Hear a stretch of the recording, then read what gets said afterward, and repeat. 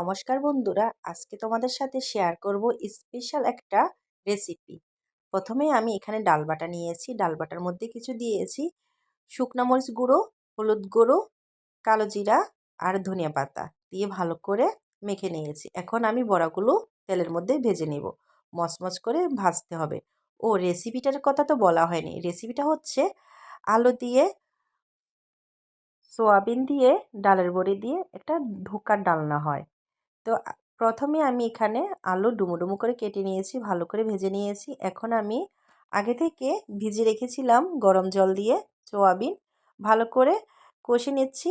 এই যে ভাজা করছি, ভাজার সময় কিন্তু লবণ আর হলুদ দিয়ে দিয়েছি। এখন আমি তরকারিটা ফোড়ন দিব। কড়াইয়ের মধ্যে তেল দিয়ে দিয়েছি, তারপর জিরে ফোড়ন দিয়েছি, একটা তেজপাতা দিয়েছি আর একটু হিং দিয়েছি। হিং দেওয়ার পর মশলাটা ভাজা ভাজা হয়ে গেলে আমি আগে থেকে গুলে রেখেছিলাম কয়েকটা মশলা। কয়েকটা মশলা বলতে এখানে আছে আদা বাটা, জিরা বাটা আর হলুদ গুঁড়ো, মরিচের গুঁড়ো। এখন আমি মশলাটাকে ভালো করে কষে নিয়েছি। কষানো হয়ে গেলে আগে থেকে ভেজে রাখা সোয়াবিন আর আলু দিয়ে দিয়েছি। তারপর মশলার সাথে আরও কিছুক্ষণ কষে নিয়েছি। কষানো হয়ে গেলে পরিমাণ মতন জল দিয়ে দিয়েছি।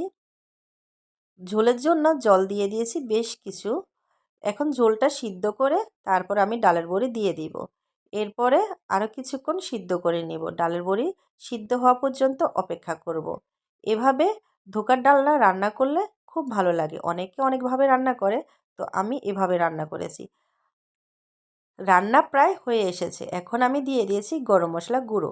তো রান্নাটা তোমাদের কাছে কেমন লাগলো অবশ্যই জানাবে। এই যে আমার রান্নাটা শেষ।